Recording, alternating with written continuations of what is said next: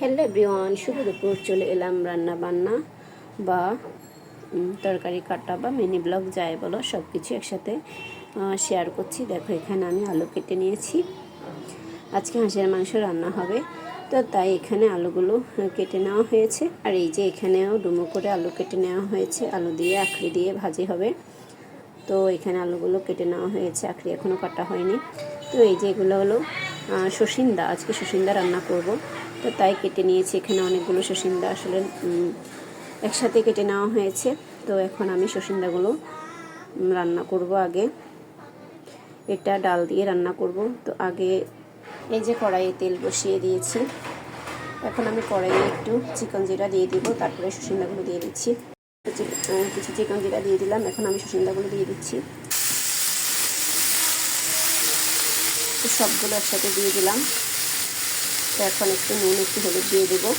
তারপরে এগুলো নেড়ে চেড়ে আমি একটু সিদ্ধ করে নেব।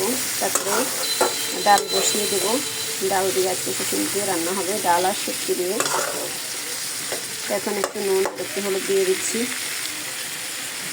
আমি হলুদ, লবণ, মরিচ সব দিয়ে দিয়েছি। এখন ভালোভাবে নেড়ে চেড়ে আমি ঢাকা দিয়ে রাখবো কিছুক্ষণের জন্য। এগুলো সিদ্ধ হয়ে যাবে। এদিকে আমি ডালটা ধুয়ে বসিয়ে দিচ্ছি।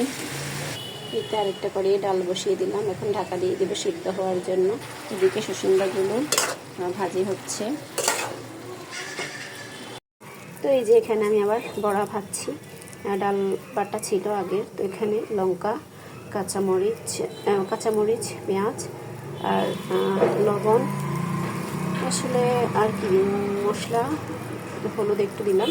তো এগুলো দিয়ে আমি বড়াটা বানিয়ে নিচ্ছি। তো এখন বড়াটা আমি ভেজে নেব। তো এই যে আমি ডালগুলো, বড়াগুলো দিয়ে দিয়েছি। এখন আমার এক পার্ট প্রায় হয়ে এসেছে, তো উল্টে দিচ্ছি। এদিকে আমার ডালটা প্রায় ফুটে এসেছে।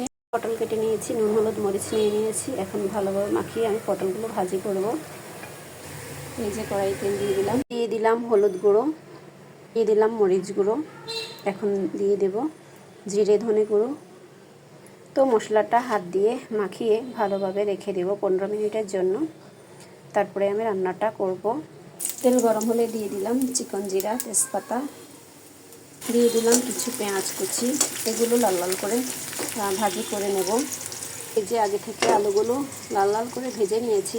তো আমি পেঁয়াজটা এখানে লাল লাল করে ভাজা হয়ে আসলেই আমি মাংসটা দিয়ে দেবো।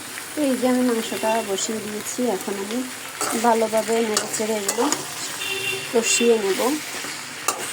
সব মশলা একসাথে দিয়ে আমি 15 মিনিট রেখে দিয়েছিলাম। তারপরে আমি মাংসটা রান্না করতে চলে এসেছি।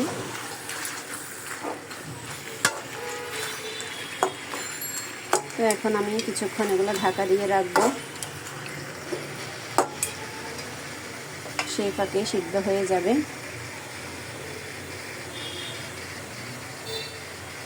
আমার দুপুরের মেনুতে ছিল পটল ভাজি, এখানে বড়া, বিট ভাজি, শুটকি দিয়ে, চিচিঙ্গা দিয়ে, ডাল দিয়ে, মাংস, হাঁসের মাংস রান্না হয়েছে আজকে।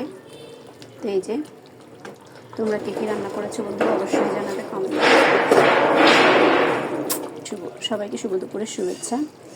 এই যে দেখো এখানে আখড়ি আলু ভাজি। তো তোমরা কী কী রান্না করেছো, কী কী খেয়েছো অবশ্যই জানিয়ে যাবে কমেন্ট বক্সে। Thank you for watching everyone.